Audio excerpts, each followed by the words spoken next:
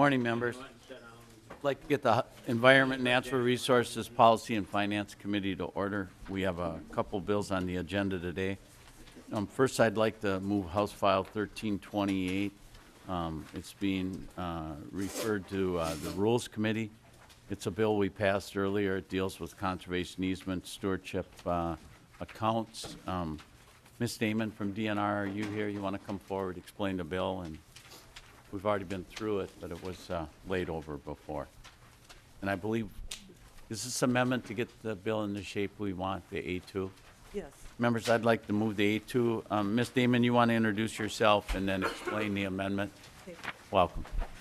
Thank you, Mr. Chair. Susan Damon, Land Acquisition Legal Services Manager from the DNR. Excuse me, Ms. Damon, can you say again what you do at the DNR? Land Acquisition and Legal Services Manager in the Division of Lands and Minerals. Thank you, Ms. Damon. Mr. Chair, members, the A2 amendment makes some changes to Section 3 of the bill, which is the transfer of funds to the new accounts for both the DNR and Bowser. The bill as introduced provided that the remaining balances of existing Outdoor Heritage Fund appropriations would be transferred on June 30th. LSOHC staff raised some concerns about that language because we may not have fulfilled all of our acquisition goals with those appropriations for conservation easement acquisition and stewardship. So we worked with LSOHC staff to make some changes to the bill. I can talk about the DNR changes. Instead of transferring the all of the remaining balances, we would transfer the remaining balances of the amounts that were set aside for establishment of conservation easement monitoring and enforcement accounts for only two of the outdoor heritage appropriations, and those are the Laws 2011 appropriation. That was a forestry appropriation. We would transfer the remaining balance there. We've fulfilled all of our conservation easement acquisition goals with that appropriation. And then the Laws 2012, there was $25,000, up to $25,000 could be used for establishment of conservation easement monitoring and enforcement accounts on that appropriation. We've also fulfilled our acquisition goals with that appropriation. We have two remaining appropriations. Both were for native prairie bank acquisition and for establishment of conservation easement monitoring and enforcement accounts. In the 2013 appropriation, to date, we've only acquired one conservation easement with the appropriation monies, so we haven't fulfilled all of our accomplishment plan goals. So we would only transfer $14,000 at this point. And as we acquire additional easements with that 2013 appropriation, additional amounts would be transferred to the new stewardship account. And then there's a 2014 appropriation, and in that appropriation, $112,000 was, up to $112,000 was for the establishment of conservation easement monitoring and enforcement accounts. To date, we have not acquired any conservation easements with that 2014 appropriation, and so the stewardship amounts would be transferred then upon closing of conservation easement acquisitions from that account. And Bill Penning is with me from Bowser, and he can explain the changes to the Bowser. Welcome, Mr. Penning. Identify yourself for the record. Bill Penning, Conservation Easement Section Manager from the Board of Water and Soil Resources. Essentially what Bowser did was follow the same thing that DNR did. We've got 16 different appropriations from 2011 to current that have various up to amounts in there. The money that you see in the A2 amendment is for easements that have already closed. As of today, that money would be transferred right away on June 30th. After that, we'd work with MMB to develop a process to transfer the money each time another easement is closed. Thank you. Questions to the A2? All those in favor of the A2 say aye. Aye. Opposed, nay. The A2 is adopted. To the bill. Any questions? Any questions to the bill? Anybody in the audience want to testify for or against the bill? I renew my motion that House File 1328 be passed to the Rules Committee. All those in favor say aye. Aye. Opposed, nay. The bill is passed out of committee. Members, next we have Representative Torkelson's bill, House File 1781, Clean Water Fund Bill. It's being moved from here to legacy. We'll give Representative Torkelson a minute.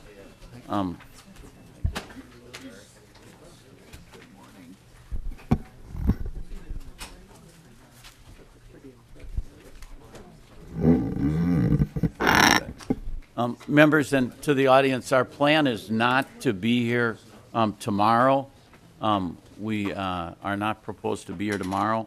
At this point in time, for those interested, it looks like our bill will get out before the weekend, so folks should be able to see it, and we're hoping members will have it late on Friday is the timing. And then we'll be back next week to review the bill, and we'll meet all next week on our proposed days, and I would imagine those evenings also as we move the bill out. And if I remember correctly, the bill is scheduled to be passed out of this committee at the end of next week.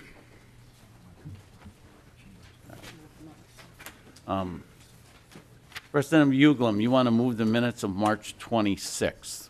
Thank you, Mr. Chair. I'd be honored to do that. Questions to the minutes? All those in favor say aye. Aye. Opposed, nay. The minutes are adopted. Representative Torkelson, to your House File 1781. Thank you, Mr. Chair. House File 1781 is the Clean Water Fund appropriations for this year. And I would, before we get started, I would just point out a letter that everyone's gotten from the League of Minnesota Cities with a number of organizations that have signed on to it supporting the Clean Water Council's recommendations. The bill is, for the most part, follows the Clean Water Council's recommendations, and we have the chair of the current chair of the Clean Water Council here this morning to walk through the bill for us. Okay, and Representative Torkelson, I think it would be best, let's walk through the whole bill, and then we'll do the amendments. I think that would, does that work for you? That works for me, Mr. Chair, just fine. Thank you. Okay, thank you. If you could identify yourself for the record. Mr. Chair, members of the committee, I'm Pat Flowers. I'm the current chair of the Clean Water Council. Thank you for your time this morning. As most of you know, the Clean Water Council was established in 2006 to advise the legislature and the governor on the administration and implementation of the Clean Water Legacy Act and Minnesota Statutes 114D. The council's made up of 28 members from a broad array of different interests across the state, both from metro and from rural areas. And it's comprised of people who have not only an interest, but an aptitude and some experience with clean water issues and achieving clean water across the state. The council developed their recommendations over a 2-year process that involved actually developing funding principles and priorities first, and then evaluating the programs presented by the agencies based upon those principles and priorities, and then working that through a stakeholder process that was fairly extensive and ongoing throughout the entire budget development process.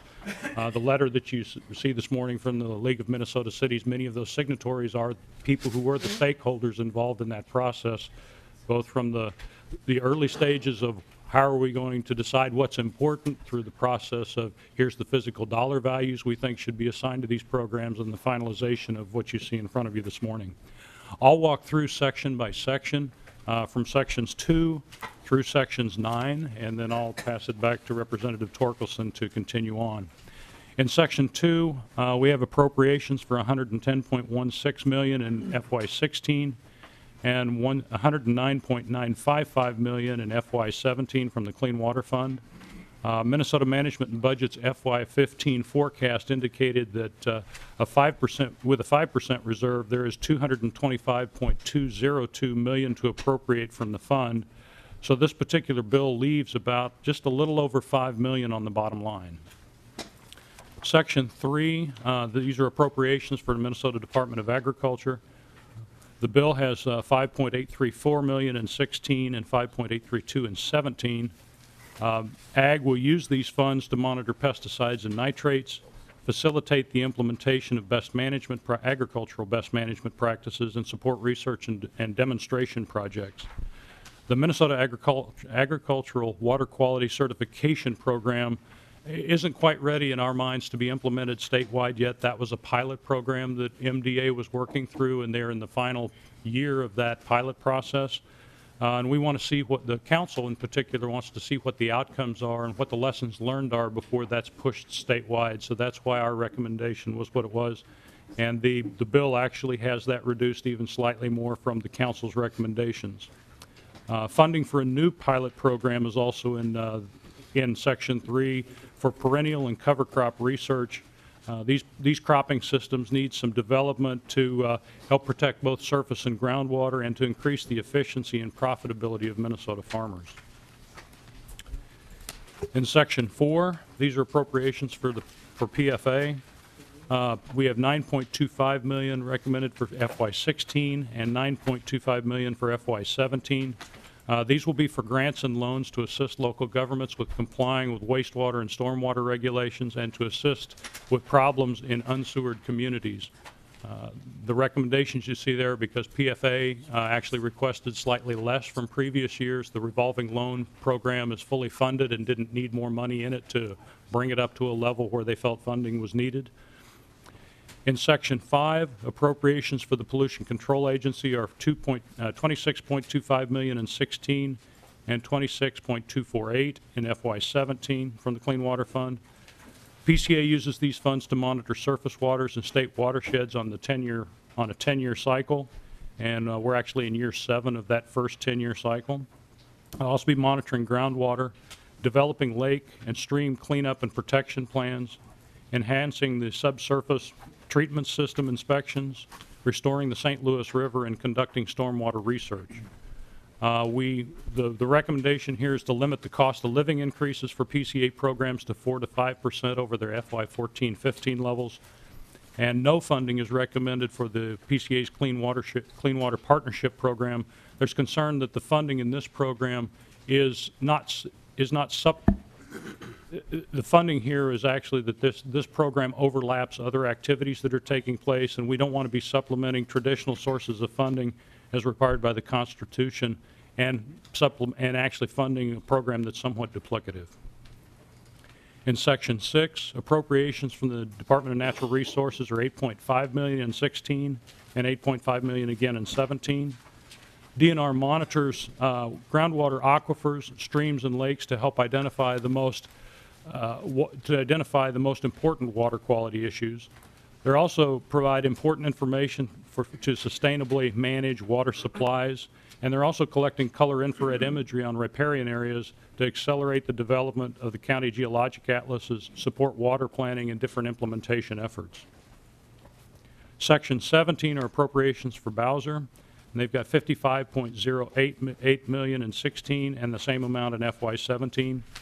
Bowser provides grants to local units of government to restore and protect lakes, streams, drinking water, and groundwater, implement conservation drainage practices, establish buffers, and increase citizen participation in water projects. They will also accelerate implementation of the One Watershed, One Plan approach, implement conservation reserve enhancement program, collect data on soil erosion, and provide oversight of local projects and evaluate restoration projects. This is, in particular, the one area where the funding principles and priorities had its most important impacts on the overall budget recommendations for this coming biennium. This is a 10% increase over what we've recommended in years past for these same projects. These are the projects where we've actually got an opportunity, both in the short run and for the long term, to make significant improvements in water quality.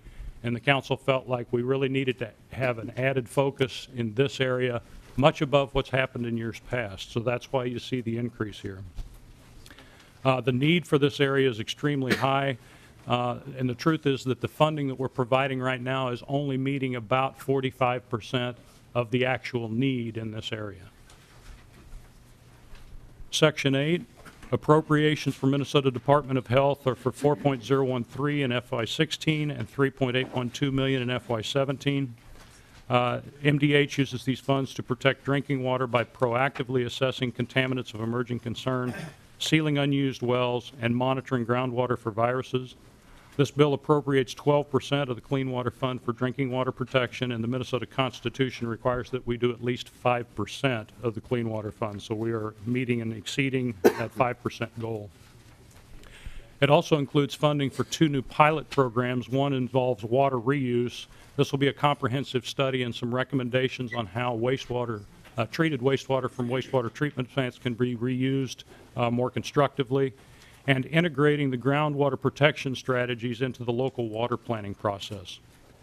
We're also recommending no funding for MDH's Lake Superior Beach Monitoring Program, and the primary reason for this is that's a very localized process and program. It's not something that's done statewide. In fact, on a statewide basis, many other regions of the state actually fund and deal with this on a local basis without using clean water funds. So we felt like since it wasn't statewide, we wouldn't recommend that it be funded.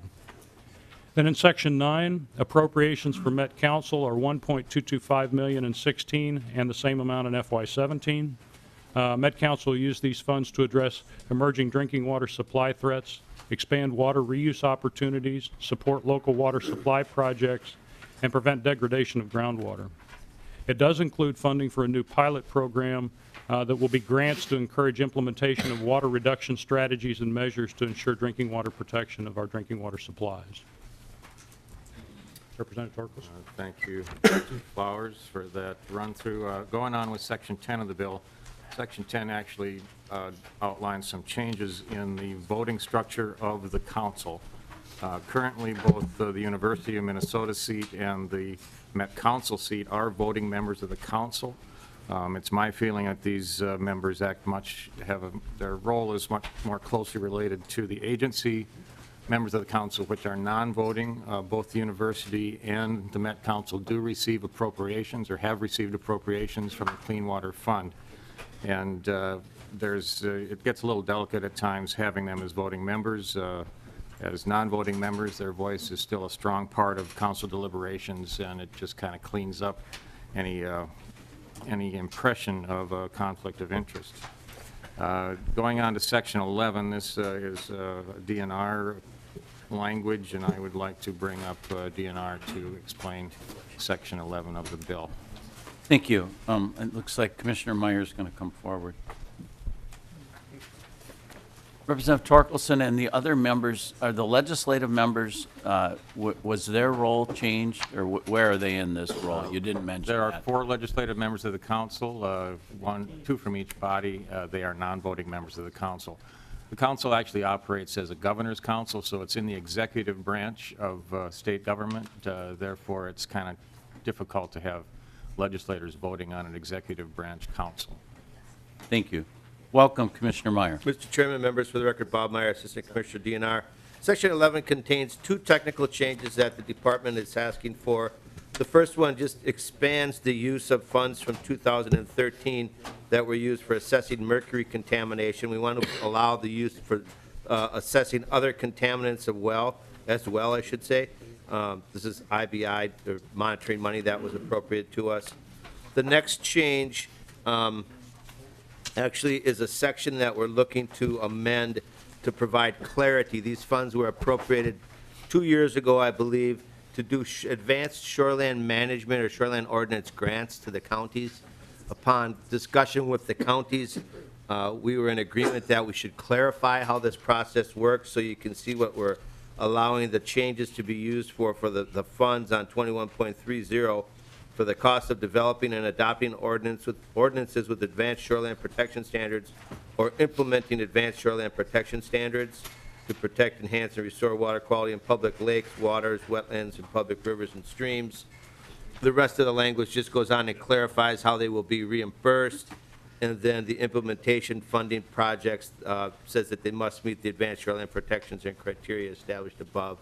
This will just help the administration of these dollars and get us a bigger bang for the buck. Thank you. Representative Torkelson. Thank you, Mr. Chair. There are some cancellations in the bill that have been discussed in committee before. It deals with PFA. There were some funds allocated that they did not use, could not, or didn't need because there are other funds available for TMDL projects.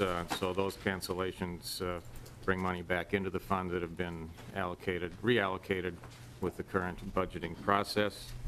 With that, Mr. Chair, I believe we have gone through the bill, and we're ready, I believe, to take a shot at some amendments. Representative Torkelson, I think we'll first see if any members of the committee have questions for you or any of the testifiers so far. And then I think we'll actually take, it might make sense to take the testimony. There's a few people have asked to speak, and I think it might make sense for them to speak before the amendments. Any members' questions? Representative Hausman. Thank you, Mr. Chair. To the Chair of the Council. We've been reading recently that southern Minnesota has virtually no swimmable, fishable water. Do you think when we passed this, was there an expectation that these precious dollars would be targeted in such a way that we could assure citizens of Minnesota that we were moving toward improvement of water quality? I wonder if you have any comment about what we're hearing about water in southern Minnesota. Chair Flowers. Mr. Chair, members of the committee, I think the short answer to that is yes. I think when the voters voted on the Legacy Act, they were voting for cleaner water statewide. I think what we've come to understand over the last 5 to 10 years is that the limited amount of money that the funds are going to provide, even though it sounds like a large dollar value, and quite honestly, in my checkbook, it is a big dollar value. The problem is this is a moving target. Clean water is a moving target. The impacts that are happening across the state are constantly changing, and so we're doing a little bit of trying to catch up and at the same time trying to get ahead. And so we are going to be achieving cleaner water. The question is how much cleaner is really the issue. So when you think of it on a regional basis rather than on a statewide basis, there may be the progress may be a little spottier in that sense, but when you aggregate it together and look at it from a statewide basis, we will be making progress. It's just a question of how much. Mr. Chair. Representative Torkelson. Thank you, Mr. Chair. I'd just like to respond to that a little bit, too. The study that's been quoted most recently about those rivers and streams in far southwestern Minnesota, I've read through it. It really is just an indication of where those streams are today. It doesn't really identify the trends as to whether they're getting better or getting worse. I think PCA is coming up here later. Maybe they can inform us. I know, for instance, the Minnesota River has actually gotten better. The fishery is improving, water quality is improving. It's not as dramatic as we'd like to see, but at least the trend is moving in the right direction. And I also think it's important to remember that if we weren't doing this work with clean water funds and other funds all across the state, it's very possible that instead of getting slightly better, these waters would actually be getting worse. So I think we need to think about the difference between how much worse they could be getting, and even small increments of improvement are valuable. So we want to do better, and we hope that we can do better in the future, but this is hard work. It's very challenging. It's a big state with a dynamic climate that makes this work very challenging. Thank you. Representative Hausman. Thank you, Mr. Chair. Because the council spends a lot of time on this, what strikes me is a story that I heard some time ago about the whole issue of waste and cleanup. And the speaker said, imagine you walk into your kitchen and the faucet is on and the sink is full and the water is flowing over the top of the sink. And what's the first thing you do? And of course, everybody gets the picture. You run over and you turn off the water.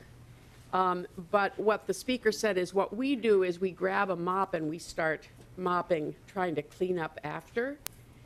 And if we do that, we'll just never, if all we do is try to clean up what keeps spilling over the edge, we'll just never have an impact. And sometimes I worry when I read what's happening to the water in Minnesota, that we're doing the mopping up frantically, but until we turn the tap off, what's going into the water, that maybe we don't ever have an impact. And that's what worries me.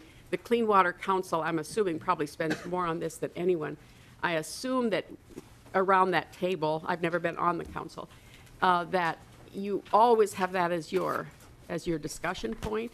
How does the money we invest get us to a better place? And so looking for assurance this morning that conversation actually happens. Comment, Chair Flowers. Mr. Chair, members of the committee, that conversation is an ongoing conversation. In fact, the last 3 council meetings, we have spent considerable time talking with stakeholder groups from across the state, asking them, how do we make better progress? Because there's a little bit of a difficulty with the analogy that's provided, and that is we don't always know exactly where the faucet is. We can see the water coming over. We know there's a source behind it, but we can't always either get to that faucet or know where it's at. And so part of what takes place between the monitoring program that PCA is doing on a statewide basis for the watersheds, some of the information we've been able to glean and learn through the Ag Water Quality Certification pilot project that's still in the process of wrapping up, they're all starting to give us a better feel of where the faucet's at. And so it's kind of a multi-level approach, part of which looks a little bit like mopping up at the edges, because we do have some science that says, you know what, you do these kind of things, these do make improvements. So we can catch a little bit of the stuff that's spilling over the sink, but we've got these kind of known practices that we can put in place that will protect downstream water quality and improve it. And we still got to get at that issue of where's the faucet. And so we've been working with these groups to ask exactly that question. Where are we getting the best outcomes? Where are we not getting the outcomes we want? How can we make better progress? Because the roadmap says 2 to 7% is maybe all the progress we'll be able to make, for the very reasons that Representative Torkelson was mentioning, that, some things would get worse if we weren't doing what we were doing. So sometimes staying even isn't all that bad, but it's still not really what we want in the long run, and we need to challenge ourselves to do better than that. And so the council's looking at opportunities and options for us to do better than that and trying to identify what those are so we can get at the faucet. All right, thank you. Thank you. Next, I have Representative Fabian. Thank you. Actually, my question's for Mr. Meyer, if he could come down. Assistant Just Commissioner Meyer, if you one could real come quick down. question, please. In section 6,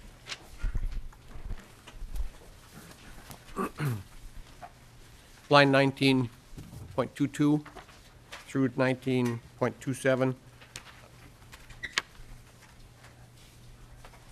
Representative Fabian, which section of the bill? I'm sorry, section 11. I'm sorry. Department of Natural Resources, page 19. Okay. I'm just curious, Commissioner Meyer, we're doing some mercury testing in the Rosa River through MPCA, and I'm just curious to know what kind of coordination of efforts do you have with MPCA? In paragraph D, it talks a little bit about cooperation with the commissioner of MPCA. I'm just wondering what kind of cooperation DNR has with MPCA with regards to the mercury and other contaminants. Mr. Meyer, he's Chairman. talking about current law. Yeah. Commissioner Meyer. Representative Fabian, exactly. We coordinate very closely.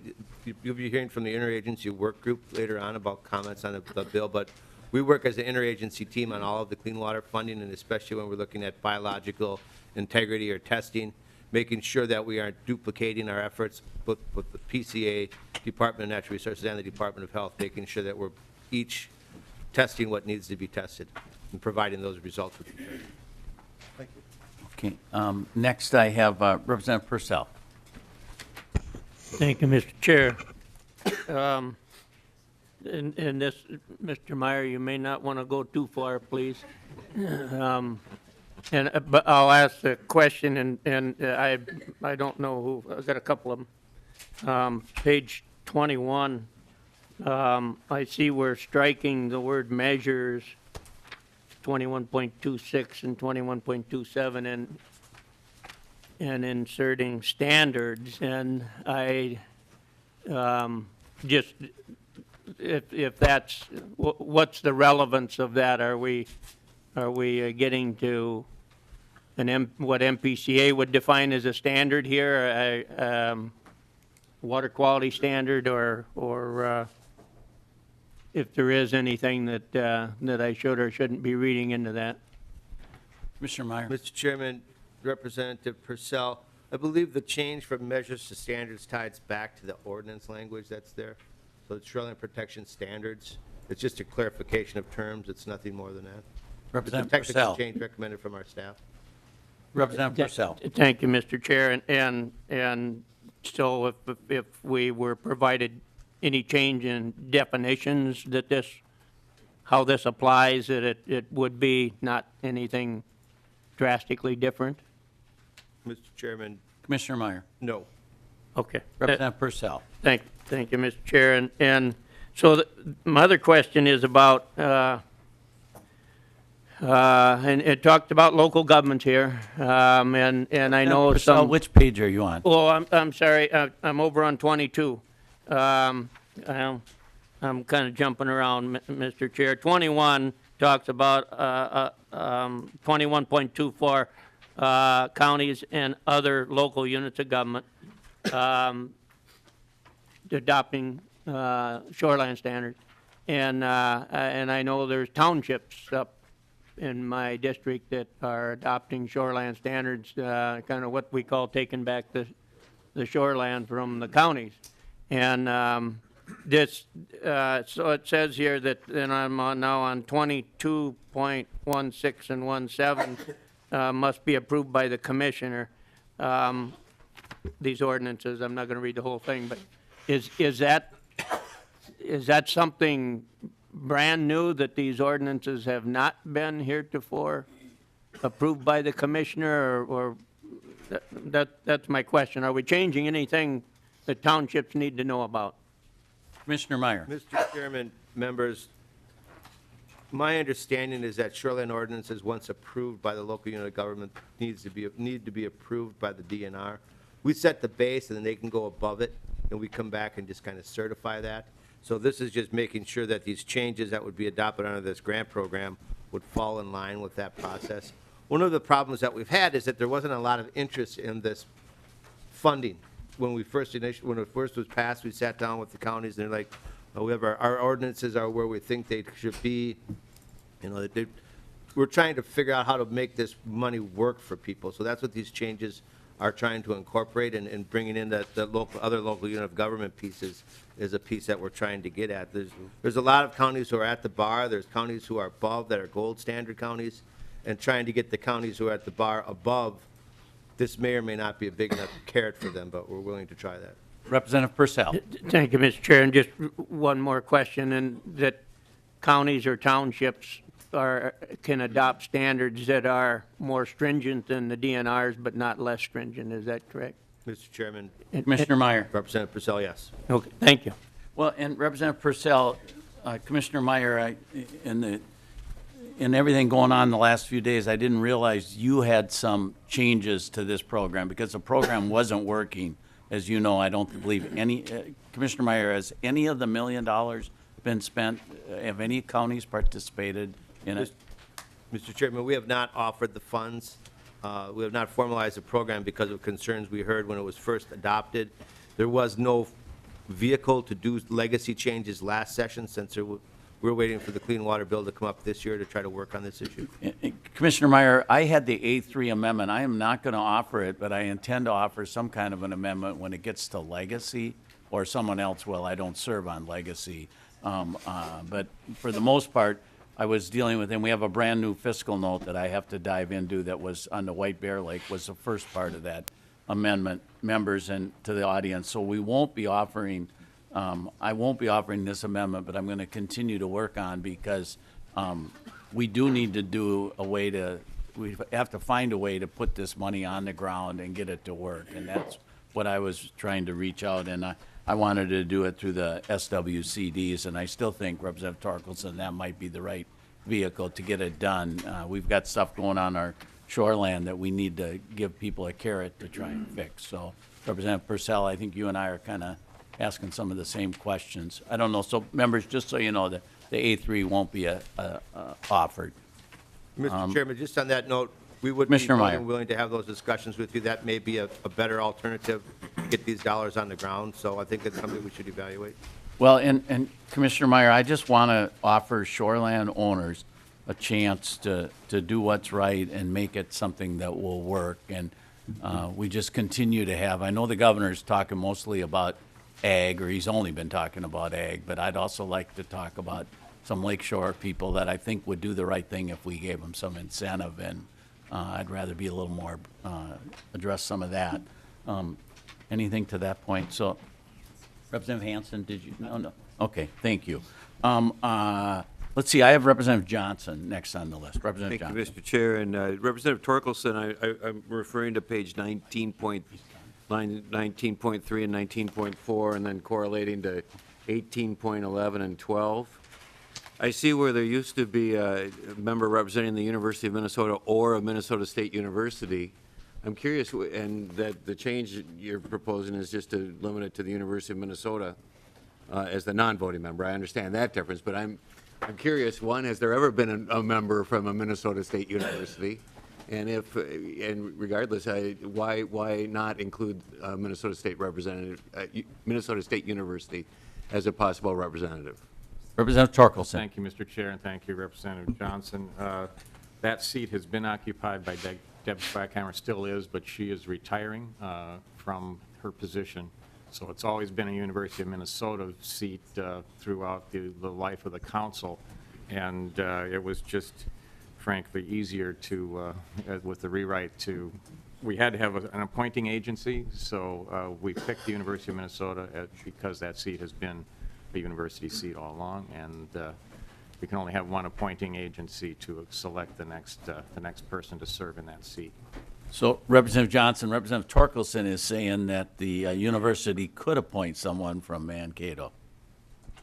Mr. Chair, we'd be pleased to see that, but I'd be a little bit surprised. And I guess I'm just, again, we draw talent from across the state. There's a lot of talent at the University of Minnesota. There's also a lot of talent at the 7 state universities, and I guess I would ask you to reconsider that. And, for ease of language, maybe better for drawing best talent is a better driving force for creating the structure of the board. But that's my thought. Thank you.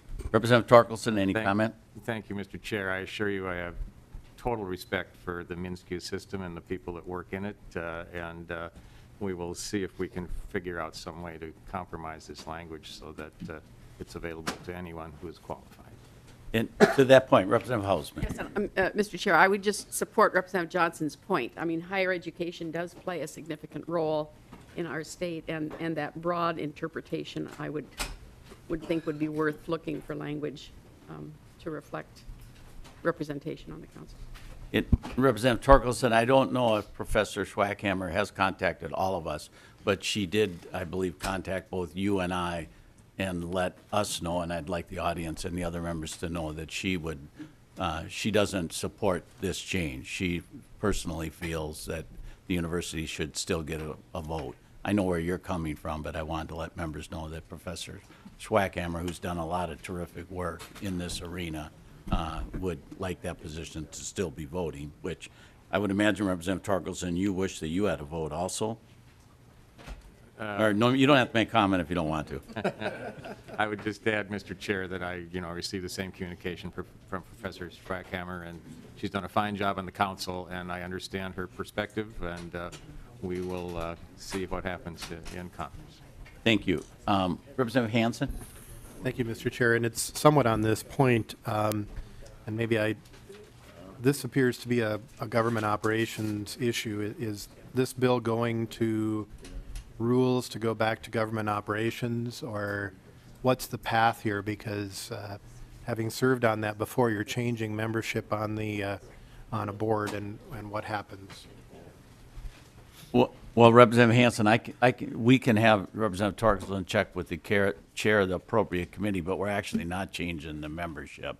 The membership is staying the same, I guess, with the, so to that point, Representative Hanson. Well, Mr. Chair, you're removing the science folks, making them non-voting members, changing the amount of voting members, so you're changing the makeup of the board.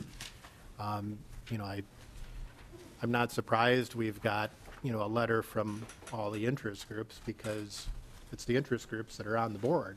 And now we're removing the University of Minnesota from the voting membership and the Met Council. So It's another case here where this is an actual change. May not seem like one, but it's removing a couple of votes, and it's removing the science votes, the non-biased, non-divide up pie votes from the board. Okay, thank you. Any additional comments? Representative Johnson. Thank you, Mr. Chair. I had another question. It relates to the ag water certification program, and this is perhaps for the chair of the council, where you referred that because it's a pilot program, but my understanding is that we're receiving a sizable federal grant to support that program.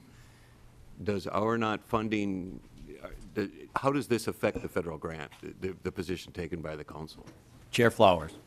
Mr. Chair, members of the committee, I'd have to defer to Department of Ag to discuss that. I'm not, as the council, we know some elements of what was provided in the recent federal approval of the Ag Water Quality Certification Program, but we've not had a full disclosure of all of those details and how they interrelate.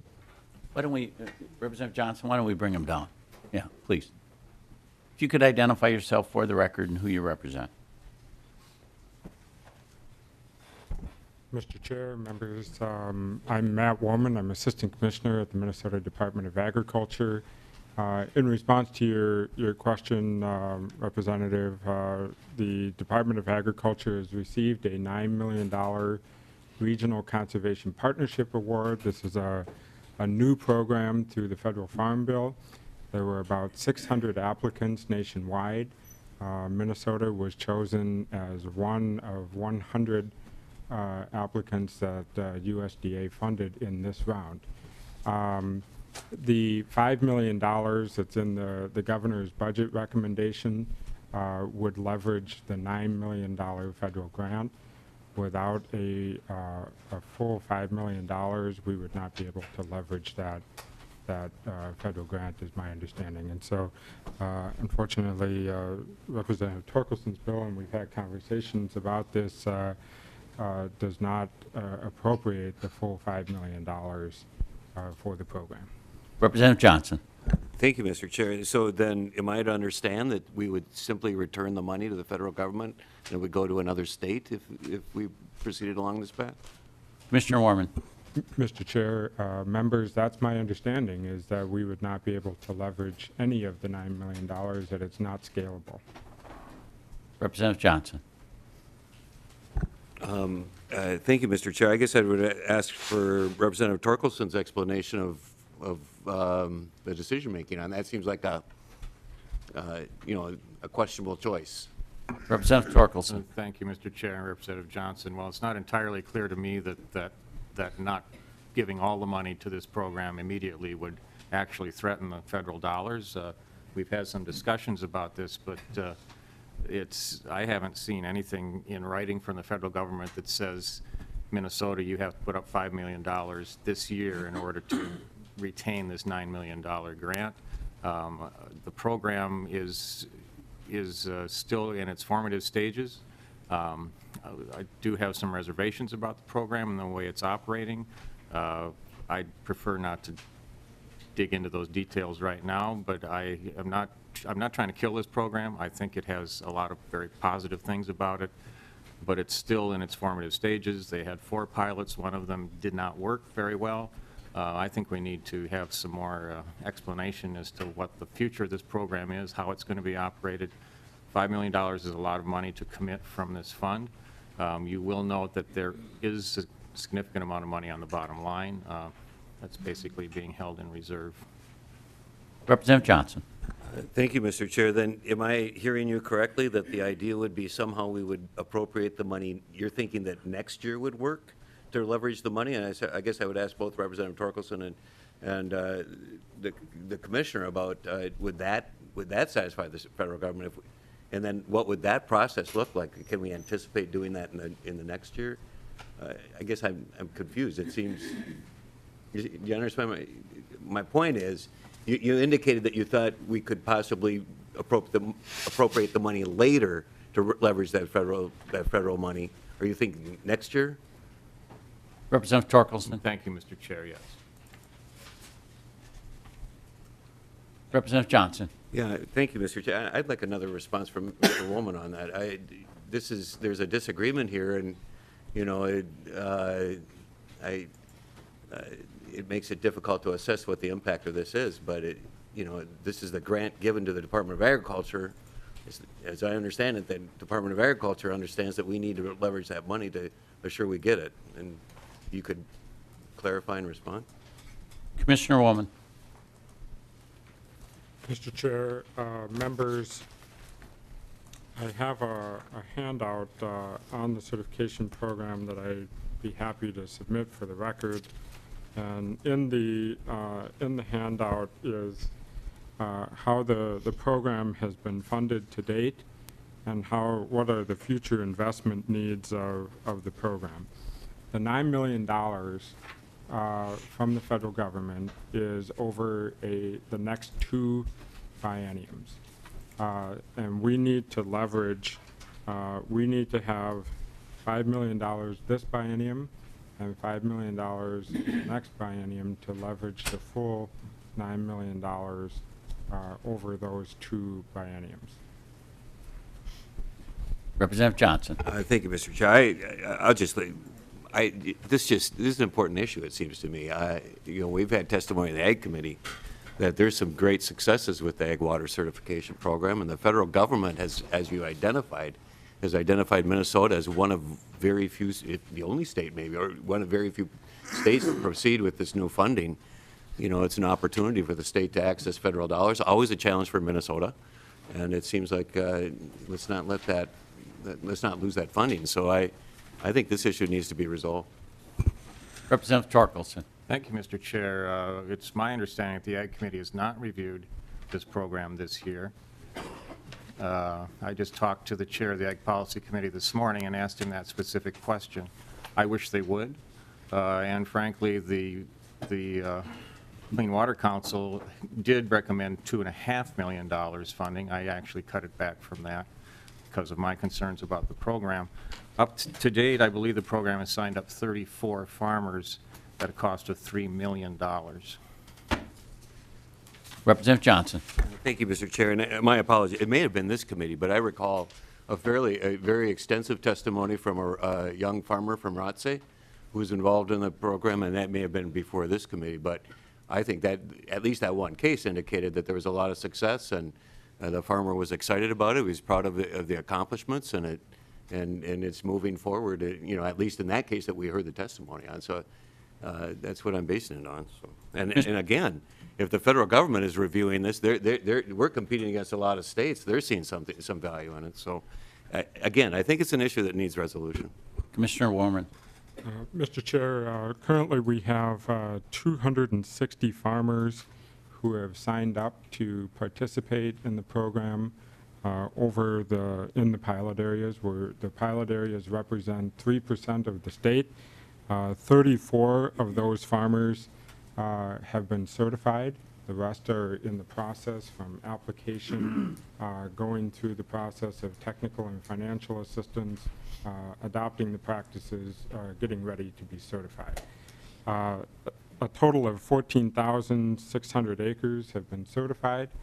104 new conservation practices have been adopted as a result of those 34 farmers being certified.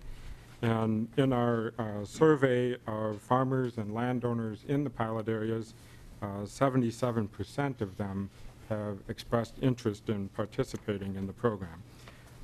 In terms of water quality results, the 104 new conservation practices that have been adopted based on Bowser estimates, will have a reduction of 1.3 million pounds of sediment entering water bodies each year, 2.8 million pounds of soil saved on agricultural acres, a reduction of a little over 1,000 pounds of phosphorus. Our staff have estimated that the practices that have been adopted will reduce nitrate, nitrogen losses on certified acres by 55%.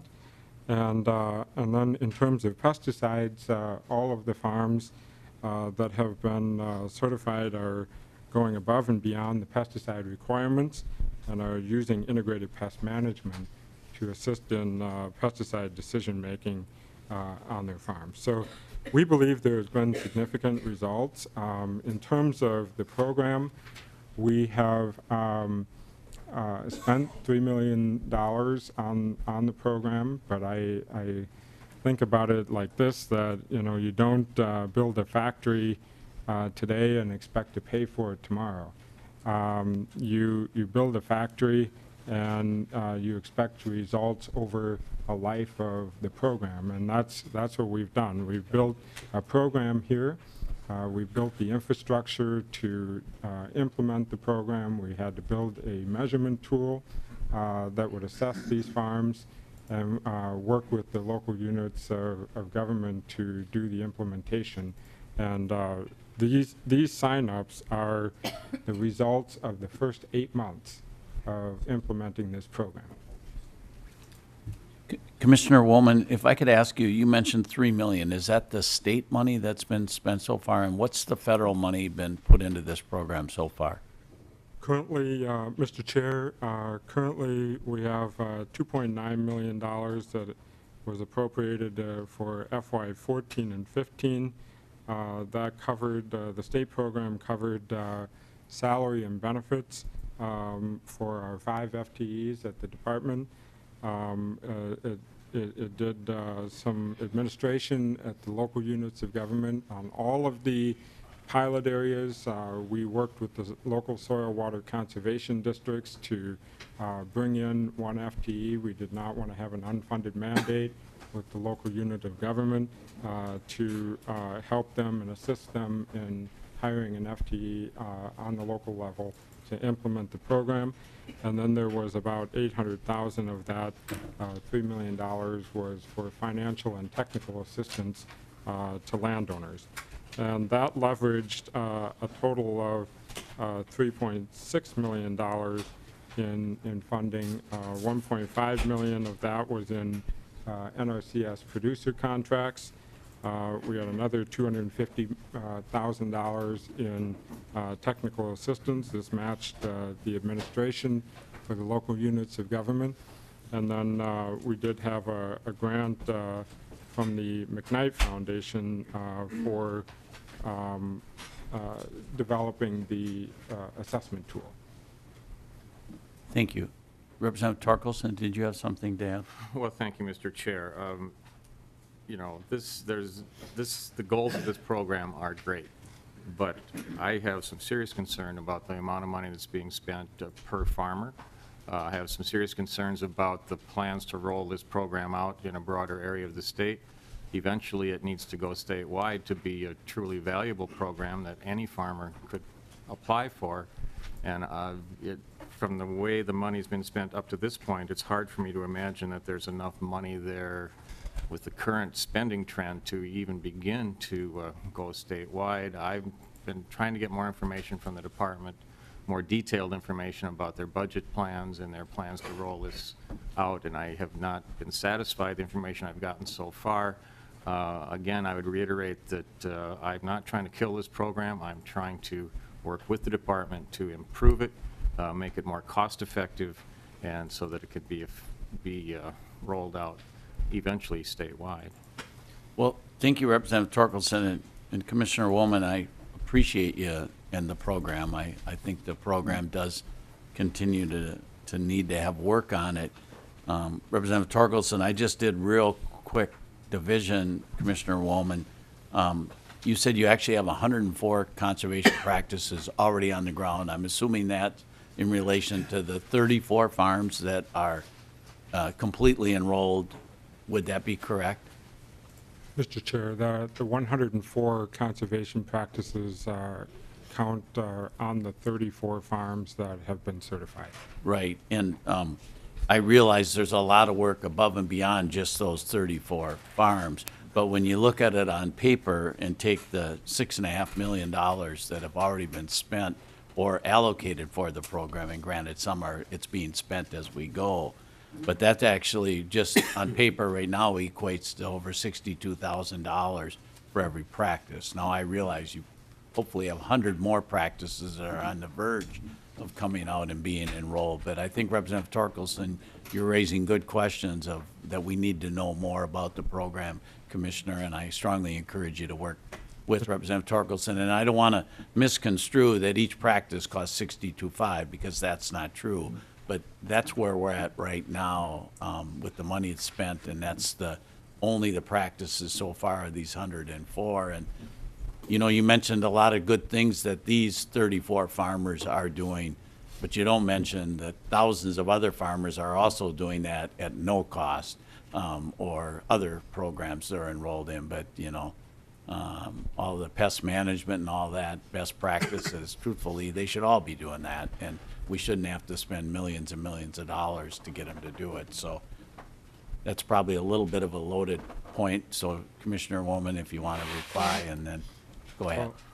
Mr. Chair, I would just note that we've spent $2.5 million on, or $2.9 million in state clean water funds. That is leveraged $1.5 million in EQIP.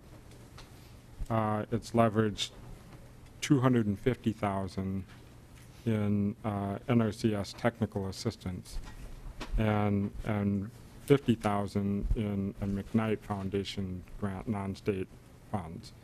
And so I'm not sure that that the calculation gets up to that $6 million mark.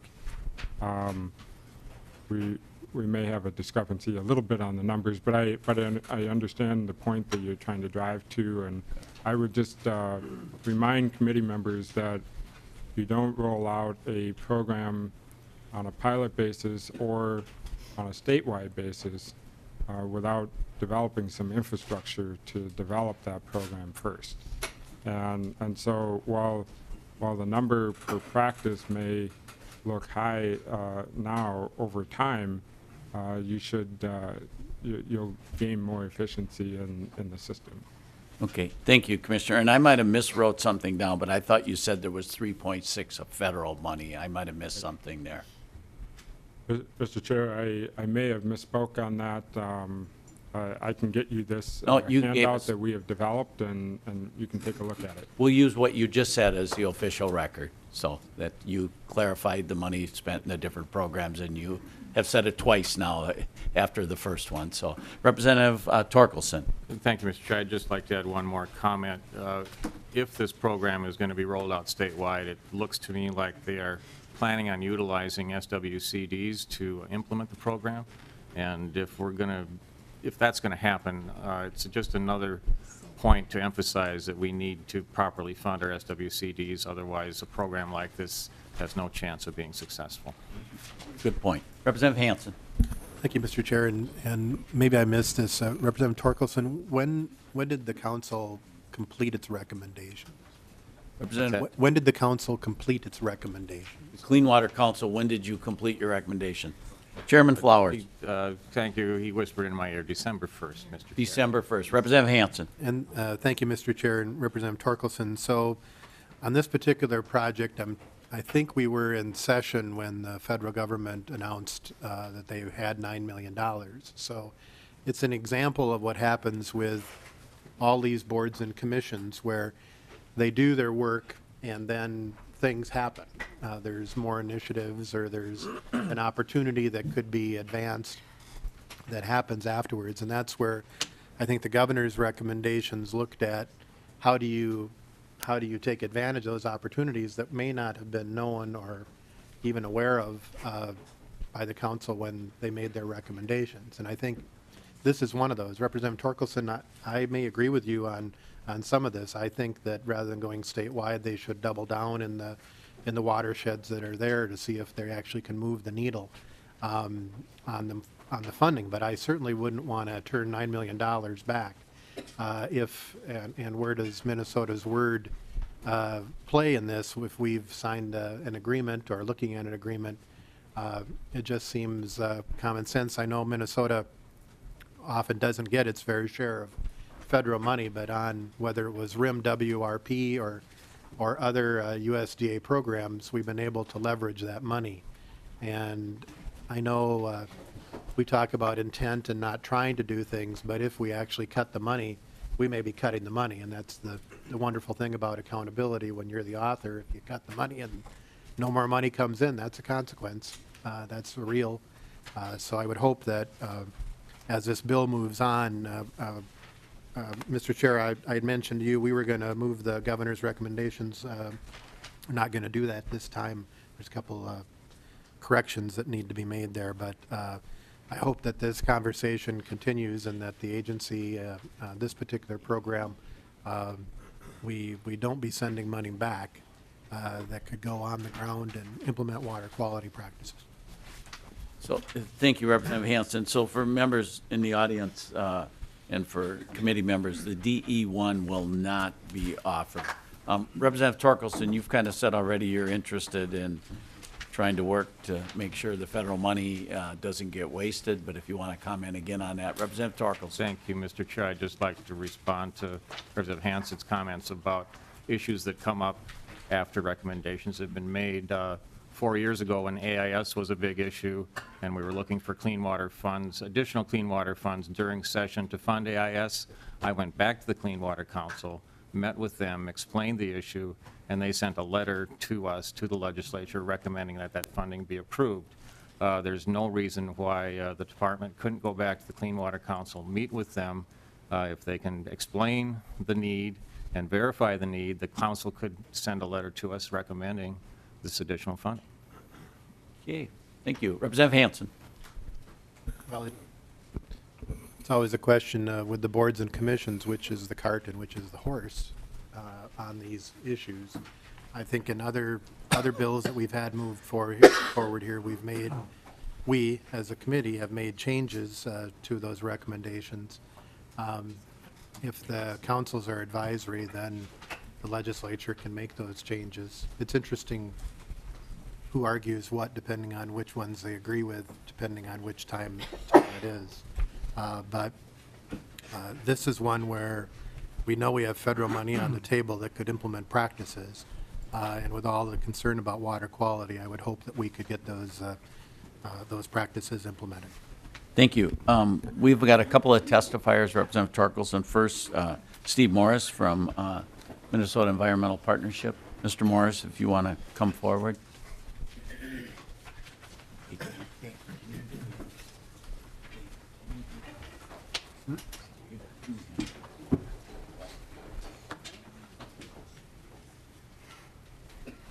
Good morning, Mr. Chairman and Proceed. members of the committee. Pleasure to be here today. Thank you for giving me a little bit of time to share the concerns of the Minnesota Environmental Partnership. I'm Steve Morris, Executive Director of the partnership. We are the state's largest coalition of environmental conservation organizations with 70 organizations representing more than 400,000 Minnesotans. And I want to make a few comments about the Clean Water, Land, and Legacy Amendment process and how important citizen involvement and oversight has been in that process. For those of you who were around when the Clean Water Council was first initiated, it was set up in 2006, and it really grew out of a stakeholders process that included business, agriculture, governments, local government, and environmental advocates who really put in place the framework for our work under the Federal Clean Water Act to do the TMDLs, now the RAPs, cleanups of our watersheds across the land. When the Legacy Amendment was passed, as you know, the driving force for the public was clean water, with overwhelmingly people who voted yes on the amendment voting for the amendment because they wanted to protect and restore our waters in the state. More people voted for the amendment for that purpose than for all the other single purposes put together. I think 42% of the yes votes attributed it to water. But it's also probably the most intractable issue that we have to deal with to really get our waters restored into the condition we need to do. We at the partnership, along with a number of other partners who are part of the council process, support the council recommendations. We think they're very important that we support that process because the public, not only because of the process they used this year, but because of the public concern for citizen accountability, or accountability of the funds and citizen oversight. During the entire legacy campaign, although water was really the marquee issue, one of the main underlying issues that we used consistently through the campaign in 2008 was there would be citizen oversight, citizen review of the projects, and citizen participation. We think that is a very important reason to support the Clean Water Council recommendations. We think that the council is a multi-sector council. It's not perfect, and we could always make some changes to the process. But this year, they really improved their process and ramped it up, where I think, as Mr. Flowers probably talked about, I wasn't here for his testimony, they set up some clear principles, some priorities. They took input repeatedly in the process, first on their process and then on their recommendations. And since these recommendations were made in December, they've continued to take input and revise that process. We think that for the long term is really important for the health and the credibility of the legacy amendment, that process not be undercut, but it be supported and enhanced and improved as we go forward. We think the council is on a path to do that. They've come a long way, and they're clearly improving and ramping up their game. We think there are a number of good items in the council package. I won't go through all of them in detail, but we particularly like the process of the 10-year monitoring of the waters that's underway in the package, as well as the completion of the RAPS, the Watershed Restoration and Protection Strategies, that's on a 10-year cycle in order to get cleanup plans, science-based, done on a rotating basis. It's a large, comprehensive package, and what we would say is we don't think it's perfect. If our group sat down and wrote the bill, it would be a little different, quite frankly. But we think it is, on whole, a very good package from a sound process, and it's a solid package. And we'd ask for the committee's support for that package.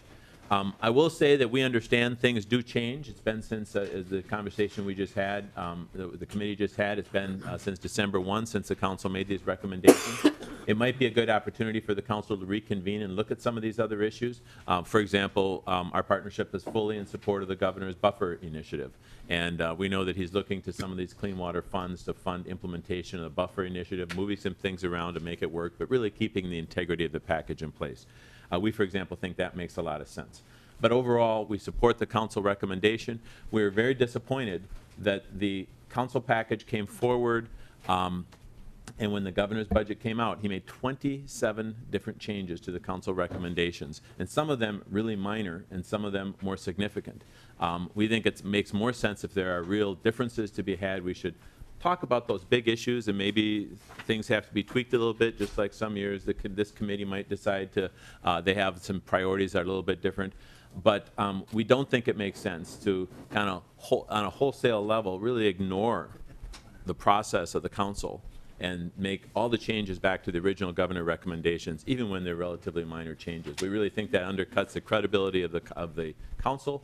We think it makes it difficult to get citizens involved in the process and to engage in the process, and it makes it difficult for us as advocates. We as MEP do not get any of this money. We do it as a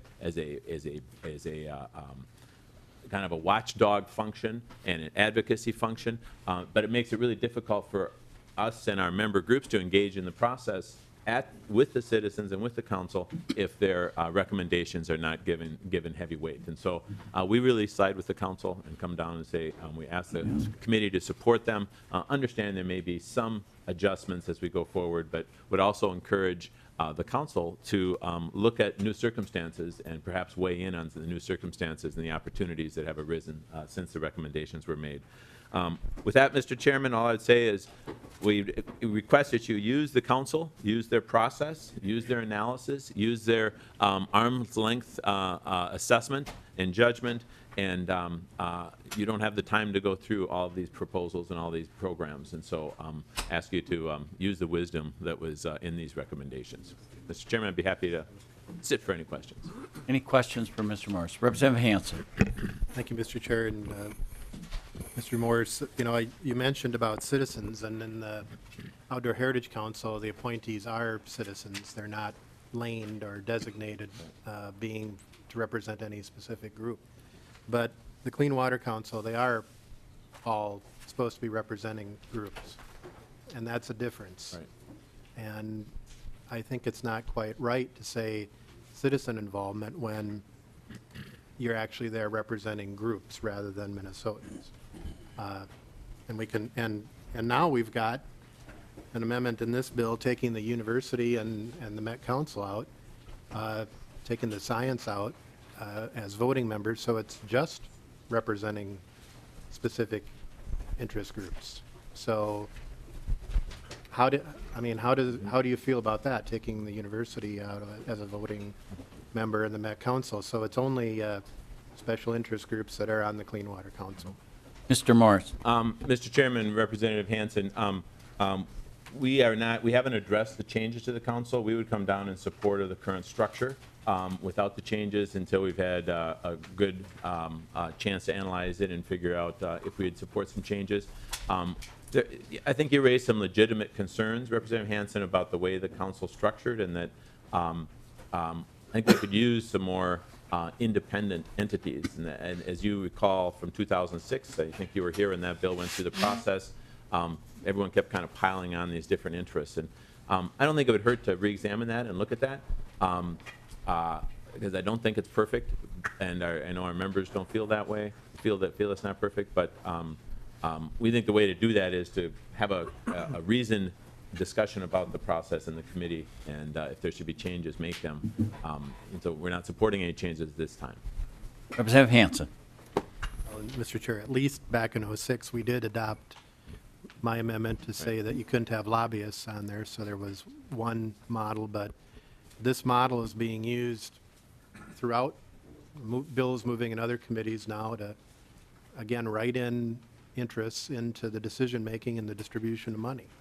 And I think that here we are 8-10 years later, and we keep saying, well, it could be improved, but it keeps getting replicated, keeps getting duplicated.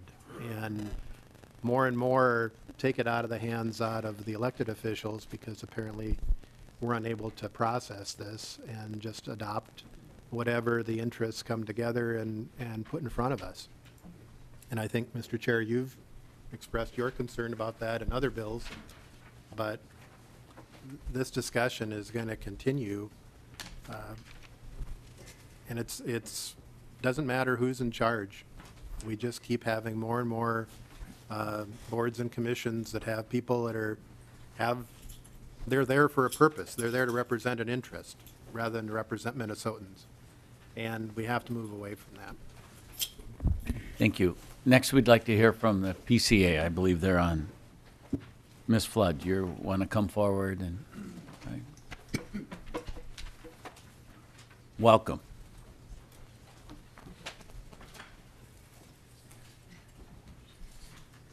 Members, I believe, Ms. Flood, are you going to talk off the handout we have? Members, we have a handout, Interagency Clean Water Fund update. If you could identify yourself for the record and who you represent. Good morning, Mr. Chair and members of the committee. My name is Rebecca Flood. I'm Assistant Commissioner for Water Policy at the Minnesota Pollution Control Agency. I also chair a group that's called the Clean Water Fund Interagency Coordination Team, which is comprised of the 7 state agencies that receive appropriations from the Clean Water Fund. And as the chair pointed out, there is a handout in your package of this presentation and slides that, if you'll just bear with me for a moment, we'll call up on the screen. Thank you.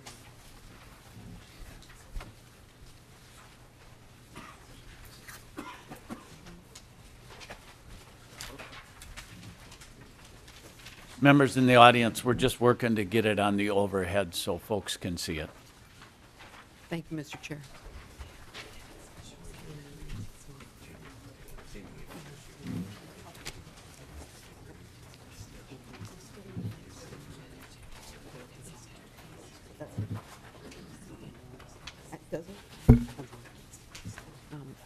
Mr. Chair, it appears as though they're going to have to Commissioner Flood. restart the computer, so why don't we work off the handouts for the time being and see if they can make this happen while I'm going through Yes, the go ahead. presentation. Thank you. As I mentioned, the Clean Water Interagency Coordination Team is comprised of the 7 state agencies that are funded from the Clean Water Fund. On page 2, the slide 2, that shows the Minnesota Water Management Framework. It's the governor's recommendations for Clean Water Fund appropriations are based on the 10-year watershed approach as specified in Minnesota Statutes 114D. This includes monitoring and assessing all of the waters of the state within a 10-year time frame. It helps us to then characterize what are the water quality problems, our threats to our water resources. We then develop what are called watershed restoration and protection strategies that identify where those problems are, where those threats are. Those plans and strategies make linkages to local water management plans, and then we conduct ongoing implementation to address those problems and identified needs within each of the 81 major watersheds within the state. On slide 3, the fiscal year 16-17 budget recommendations, the governor's recs have been developed using a systematic approach that basically stays the course in order to help us understand our water resources and develop those plans to address the threats to them. It continues the accelerated work of monitoring and assessment and developing those watershed restoration and protection strategies, or RAPS, and as well as respond to new issues. It accelerates on-the-ground protection and restoration for our water resources with a particular focus on non-point source implementation as well as groundwater protection, both within the metropolitan area for groundwater protection as well as in greater Minnesota. You'll see in slide 4 then a pie chart of the FY 16-17 Clean Water Fund recommendations. The state agencies are recommending, and as a part of the governor's package, $221.69 million be appropriated from the Clean Water Fund to the agencies, and through a coordinated, efficient approach for protecting our water resources to achieve our clean water outcomes. As you can see from this chart, nearly half of the funds go to non-point source protection and restoration implementation activities at $104.1 million, or $109 million. So that's over $32 million more than the current biennium. So the Clean Water funded agencies also have a focus on implementation and addressing non-point source pollution sources. Our groundwater and drinking water protection is specified in the Constitution to have a minimum of 15% of the appropriated dollars. Here we're recommending 15%, or $33.6 million. Those RAPs, the watershed restoration protection strategies, 12% of the budget. Water monitoring and assessment, 11%. Point source implementation, 9%.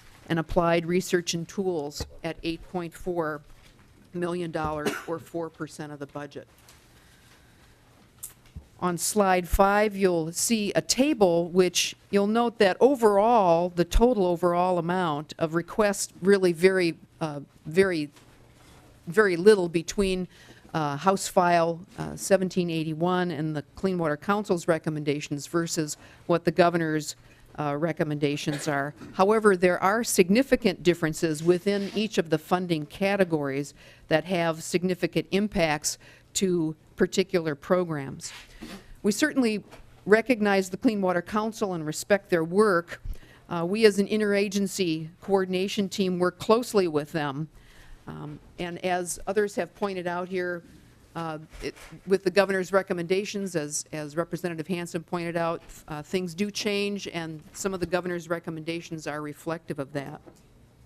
In slide 6, you'll see why we think these differences individually matter between programs. As previously mentioned, the Minnesota Ag Water Quality Certification Program with the Clean Water Council recommendations of $2.5 million less than the governor's budget recommendations. We're concerned regarding the potential loss of those $9 million in federal funds for that program. As you know, we have a number of different studies and reports that have been released within the last several years that point to what are the predominant sources of both sediment and nitrogen as well as phosphorus, impacts to water quality, and certainly agriculture leads in a lot of those categories. We need to have programs, innovative programs that are recognized that help us address those particular pollutant concerns. There's been a lot of work that's been done on the municipal wastewater side to address pollutant discharges from those types of facilities, and the governor's budget reflects a ramping up of efforts to continue to work with our agricultural partners to try to address pollutant sources from their farms. With also with $1.6 million less for RAPS in the Clean Water Council budget, the PCA will not be able to meet its obligations to complete that work on a 10-year cycle as required by Minnesota Statute 114D. Also, as a part of your package, you'll see just a two-page note from 2 pages that are from the Office of the Legislative Auditor. The auditor was conducting an audit of the Pollution Control Agency at this past fall. That one of the findings within that audit was that the agency's other funding sources were paying for more clean water funded activities that actually should be coming out of the Clean Water Fund. So what's reflected in the governor's budget is an adjustment to that to try to address that finding from the Office of the Legislative Auditor. Unfortunately, that information was not available to be shared with the Clean Water Council at the time of their budget development, since the legislative audit was not released until February of this year. But that process was going on at the time that we were both developing our different recommendations. The Clean Water Council recommends less funding for technical assistance that the DNR and the Minnesota Department of Agriculture provide to local units of government that highlight project location and type, and that demonstrate and enhance implementation activities that help people understand better about what are best management practices and where they most effectively can go. There's also a reduction that will lead to less information about compounds of emerging concern in our drinking water. The work that the Minnesota Pollution Control Agency and the Department of Health does in this area is not duplicative. The agencies are concerned also that cuts in parts of the watershed approach cycle will impair our ability to effectively implement water quality projects and practices. So as you know, we're completing the third biennium of the 25-year constitutional amendment funding, where this is the recommendation for the fourth biennium. We're making progress in terms of meeting our long-term goals of protecting and restoring Minnesota's waters, but as you know, there's a lot yet to be done. Working together, our state agencies have developed a system-wide coordinated strategy to address water quality, and this coordinated approach helps ensure that complementary actions support broader strategies, that appropriate agencies are working toward their strengths, and that we are adequately identifying problems before taking steps to fix them. The agencies certainly work closely with the Clean Water Council. The council input is important in both of our processes, and we agree that their input in their focus on implementation is also important, as the agencies have also focused on that as well. The main differences between the governor's recommendations and the council recommendations are that there's a need for balance between the information and monitoring, so that we can use that information in order to ready, aim, fire at where we need to do implementation practices, rather than ready, fire, aim. We need that information. It's critical for us to know what we need to do and where, and how to prioritize our actions. Agencies are bound to implement the law, for example, as I mentioned, in our RAPs. The level of funding in the council's recommendations is insufficient to enable agencies to comply with the law. The governor's recommendations are also responsive to new information in that regard. And I think, going to Representative Hausman's analogy on the overflowing sink, I think it is correct that we're all concerned, I think, about mopping up and spending a lot of time mopping, but we need this information in order to, one, figure out where the faucet is, but also what's the best way to turn it off. So that I think that we need to be able to have our ongoing programs that are accelerating our actions on the ground reflect the work that we need to do to protect and restore our water resources and not spend so much time and effort mopping up as we are trying to do protection. We're happy to stand for questions. Questions for Commissioner Flood? Commissioner, I have one. The governor's recommendations came out on January 27th, 2 or 3 weeks after he announced his buffer proposal, but yet you cut the Clean Water Council $3 million in the buffer proposal. It's one that where we use cooperation between Clean Water Council and Lissard Zams for buffers. What was the governor's logic on that? Mr. Chair and members of the committee, I think what you'll see in the governor's supplemental budget is addressing that particular issue. So there's been some repurposed funds within the Clean Water Fund to help further support buffers, and we certainly have other folks here from the Department of Natural Resources and the Board of Water and Soil Resources that can also provide some additional information on that. So, Commissioner Flood, are you saying he changed the 12 million to a different number? He does recommend more for this program now?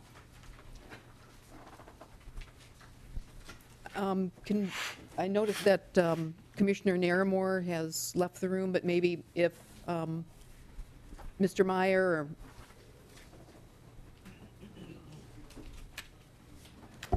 in terms of the specifics. Thank you. Welcome back, Assistant Commissioner Meyer. Mr. Chairman, members, thank you. For the record, Bob Meyer, Assistant Commissioner. I can speak to what's in the supplemental budget related to the Clean Water Fund and the buffer initiative. Specifically, it's $5.65 million for the biennium for the DNR and the Board of Water and Soil Resources to implement the buffer initiative as it stands right now. Of that, $400,000 per year would be to the DNR for establishing and maintaining the inventory maps of all water requiring a riparian buffer and providing guidance to local units of government for the implementation of the new buffer requirements.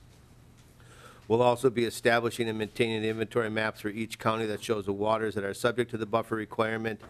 Following the initial phase in the period for compliance, the DNR will have responsibilities for issuing enforcement orders and following up on corrective actions in the current language. Additionally, there's $2.425 million per year to Bowser for grants to the local governments for program implementation. So the soil water conservation districts or their delegates would be required to implement the new buffer duties, new requirements. This funding would be to them directly. So it's 5.65 for the biennium, or 2.825 approximately per year. Okay, thank you. And Commissioner Meyer, he's not interested in changing his recommendation for the riparian buffer permanent conservation easement. The recommendation was $3 million less than the council's. Mr. Chairman, not that I understand. Thank you. Representative Hansen. Thank you, Mr. Chair. I had a question for Ms. Flood. Okay. Commissioner Flood. Go ahead, Representative Hansen. Mr. Chair and Commissioner Flood, and maybe you addressed this, but as the conversation's been going on about water quality, and we had some of it here again today, it's being alluded to that after 25 years, we're not going to see much change after spending $100 million a year. And I guess I'm asking you to be more direct in terms of what can we expect with changes. We're in 2015 now. If we continue the way we are, I know we've tried to have the RAPs, and we're trying to talk about focusing on watersheds and trying to make sure we're able to implement practices, but how are we going to make a significant impact with this massive investment? Commissioner Flood. Mr. Chair, Representative Hansen, I think there's several things I'll say as background to that. Minnesota has a lot of water, there are a lot of impacts, of course, that are, and potential threats to water that also we need to take into account. I think you're right that I don't think anybody necessarily anticipated that $100 million a year would correct every problem with water that we have in 25 years, and that certainly wasn't the conversation that at least started in 2006. I think it's a lot of money. It's more money than I think any other state in the United States has to address water quality and water resource issues. Statewide, we expect to see maybe 6 to 7% overall improvement within water bodies within the state if you compile all of that all together. There are other water bodies that, based on specific activities that we take, that we're going to be seeing much greater improvements in individual water bodies because of the actions that we take on the ground. But overall, if you kind of look at trying to average all of that across the state, it's certainly less than a lot. There's going to be cleaner water for Minnesota. It's not going to be, everything is going to be clean. Thank you. Representative Hansen. Thank you, Mr. Chair. And I guess we've had some of this conversation today about the scale of the state and the scale of the topography and the scale of the landscape and the practices. And we're starting to hear more of we need more public support for this practice or that practice. And I think we've been willing to do that. We've been willing to provide public support, and we'll do so again. But I think maybe I'm putting words in your mouth, but money's not enough. That there have to be policy changes and changes in behavior and changes in practices, that we can't buy our way out of this by just providing additional millions each year. Comment. Mr. Chair, Representative Hansen, I think you're absolutely right that we can't buy our way out of this problem unless, I think the thing that is really going to fundamentally make change, if we keep doing the same thing as we've always done, we won't see improvements because there are things like climate change, is an increased population, there's continued land use change, all of those types of issues that that threaten our water resources. So if there's going to be a larger scale change, it needs to be in the area of policy, because we can't buy our way out of this problem. Thank you. Members, I'd like to move that. Thank you, Commissioner. See no other, anybody want to speak for or against the bill? Representative Johnson. Thank you, Mr. Chair. And Commissioner Flood, I think I heard that under the funding structure as it is presented here, we cannot expect to maintain the 10-year cycle. Did I hear that correctly? Commissioner Flood. Mr. Chair, Representative, yes, that's correct. Representative Johnson. And then a quick follow-up. What would it take to assure that we maintain that 10-year cycle? I think that's critical that we move forward with that. Commissioner Flood. Mr. Chair, Representative, what is contained within the governor's recommendation for monitoring and assessment and RAP development would maintain the 10-year cycle. Thank you. Members, I'd like to move the A1 amendment. The A1 amendment you have is the one watershed, one plan, or one plan, one watershed. It is one, as we've discussed, as Commissioner Flood came forward and talked about differences between the governor and the Clean Water Council. It actually has the same recommendation from both, so it's not controversial in that respect. Originally, we weren't sure where this bill was going to go, but the funding is in this bill, so we want to put the policy in there. So this is the adoption of the bill that's already been heard in this committee. It's House File 17, I'm sorry, it was Representative Rarick's one watershed, one plan bill. Any discussion to that? All those in favor of the A1 say aye. Aye. Aye. Opposed, nay. The A1 is adopted. Representative Torkelson, you'd like to renew your motion that 1781 is being re-referred to legacy. Any discussion? All those in favor say aye. Aye. Aye. Opposed, nay. Nay. The amendment, or the bill is passed and on to legacy. Members, we will be back next Tuesday. I want to remind everybody, the audience and the members, that tonight The Ducks Unlimited banquet is over at the former Kelly, the Capitol, whatever it's actually called. I apologize to the new owners. They're getting in line a lot better, and that's good to see. But I strongly recommend you stop over there. It'll be a good time. The governor's State of the State is not until tomorrow, so we should be available to go there. So, members, with that, we're adjourned.